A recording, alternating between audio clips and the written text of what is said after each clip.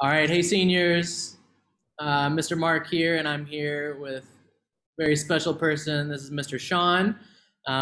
We're really excited to be kind of leading you guys through a few sessions on transition and just the upcoming changes in your life stage. And we as teachers, we want to be here for you. We want to listen to you, and we want to try to give you as many like tools as we can to help you along in this time of your life. For me, it's been a really special thing to be a part of. I taught seniors for 7 years here, and I don't know, my heart for you guys in this season of your life it just is always there, and I'm just increasingly interested in it, and think that this is a really important and worthwhile thing to talk about. I asked Mr. Sean if he would kind of do this with me, mainly because I know he's passionate about it in his history, and he even did an entire kind of graduate school program centered around this idea of a transition. So yeah, Sean, why don't you talk a little bit about that and kind of introduce your background in this subject? Yeah, so I think it's interesting that this is a thing that I care so much about because I grew up outside of Austin, Texas, and went kindergarten through 12th grade, never changing schools. And my move into like college was kind of as normal as you could expect. But as I decided to be a teacher, one of the things I loved about this age group, high school, is I love working with young people that are on the verge of stepping out onto their own. And there's just so much excitement about that. And I remember that same, just being like, everything was building up to that graduation onto college and kind of becoming an adult and doing that. And I just have found that to be really exciting. I moved to Kenya at 26 to teach at an international school there. And I immediately found, and over my time there, just saw too many of my students and then people I was close with, friends, struggling with the transitions that they were going through, whether it was a move to college or after college, moving back to Kenya to teach. I just saw too many people really struggle with it. And one of my takeaways was that I thought that we as teachers or as a school weren't doing enough to prepare our students for the stepping out of school into onto their own. And some of that excitement and what we're all looking forward to wasn't maximized. And so that's a lot of my heart in this, is that we can best prepare you that your next step is as smooth as possible and you get to enjoy it as much as possible. And that the challenges that do come along with it will be things that you're equipped to handle in a really, really positive way. Yeah, so cool. Yeah, so I'll brag on you a little bit. Essentially he was in Kenya, and then he went and got his master's at Wheaton College, and essentially his thesis was a part of putting together this essentially this curriculum for transition that's basically designed for international or even international school seniors, right? So he spent a lot of time kind of researching the stage of life that you're in, kind of with a location in mind that's very similar to the location that you guys are in. Something, Sean, you talk about in this book, or in this kind of curriculum early on, is the idea of emerging adulthood. Yeah. And I'd be interested if you could kind of take us through what that term means, and kind of that's kind of what we want you guys to focus on during this homeroom today. So yeah, kind of introduce that for us. Yeah, so the concept of emerging adulthood is kind of a new concept. Historically, we've thought about childhood to adolescence to young adulthood to full adulthood. But what we're starting to see is that there's this movement from adolescence to adulthood has been elongated, prolonged. It's not just this easy movement from one stage to the next. And they've kind of theorize like there is this new stage called emerging adulthood. So the way my professor in college introduced it to me was this way. So I want to kind of play this out with you, Mark, as a way to demonstrate it. Is we looked at what the top 3 markers of adulthood in 1960 were. So do you have any guesses? What do you think the top 3 markers of being an adult, like what things indicated I am now an adult in 1960?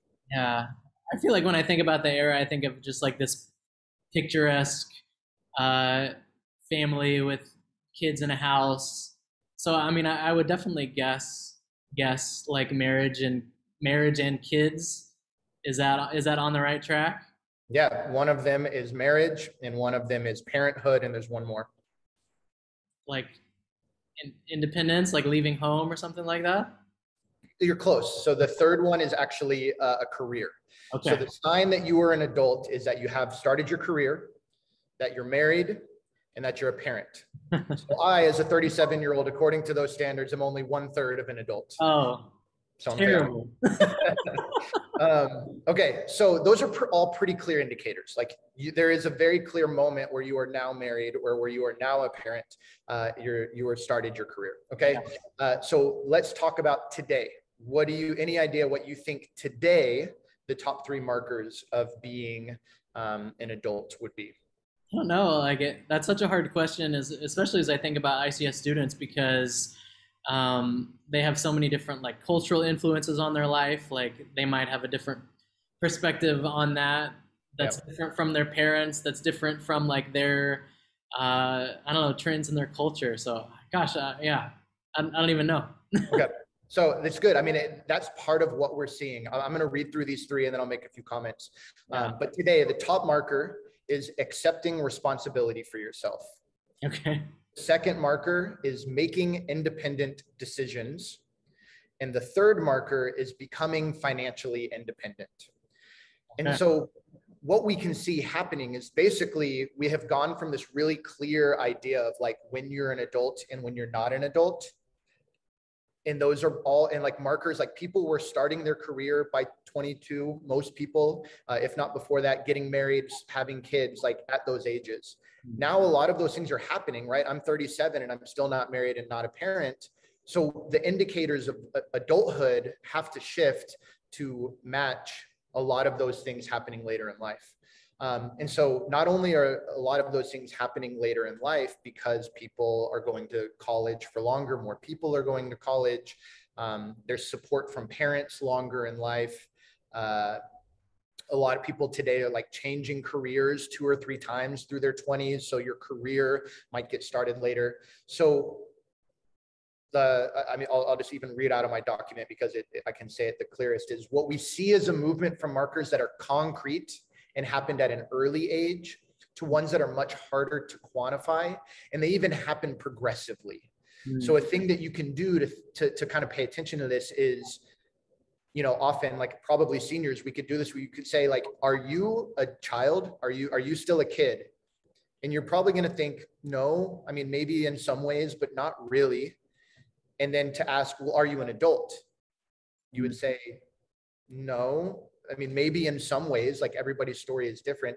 And like, that might even be true at 25. You know, there might be people at 25 who still, I'm still on my parents' insurance, or my parents bought me this car. Like you're still reliant on other people in some ways. So you're in this transitional phase. Like basically what they say is that emerging adulthood lasts somewhere between 18 to even as late as like 28, 29 years old. Some people exit it earlier. Other people are a little bit later. Yeah. Yeah, interesting. Yeah, and I think, guys, we wanted to just kind of start with this idea. Like it might seem big picture in a way, but I think it's a really kind of wonderful starting place. We're gonna have a couple quotes for you, a couple ways for you to respond, and yeah, I encourage you guys to take this homeroom time to open up in discussion, whether that's with your teacher, whether that's with your friends. And yeah, we really hope that it's the start of kind of not only like a thinking process, but also just hopefully a start of like conversations between you, your parents, your friends. So yeah, we'll leave you with that. Sean, anything to end with? Yeah, I think one of the things I want to highlight is I think it matches the idea of emerging adulthood matches this idea that there's like both a lot of excitement and also like possible fears and anxieties like in this stage of life because there is so much uncertainty. And so I think that's one of the things like that can be helpful to think about is what are you excited about in the next 10 years of your life? What feels uncertain or anxious? And really wanting to set up, I think so often the talk about like where you as international students, where you might be next, it's going to be different for all of you. Some might stay in Thailand, some might be going to Korea, to America. You might be in, going back home or whatever it is. Everybody that you're going to be around is going to have the same concept of really stepping into this stage of emerging adulthood and that transition. So if you're worried about not having anything in common with people, this is a common thing for all the people that you're going to be around. And I like that as a starting point, as a unifying idea. Totally. Yeah, because oftentimes we can focus on kids going to America or kids doing, yeah, I love this idea of like starting off with this like unifying focus. Awesome. Yeah, cool. All right, guys. Well, thanks for your attention. Hope you have a good time with your homerooms, and you'll see us again soon. See ya.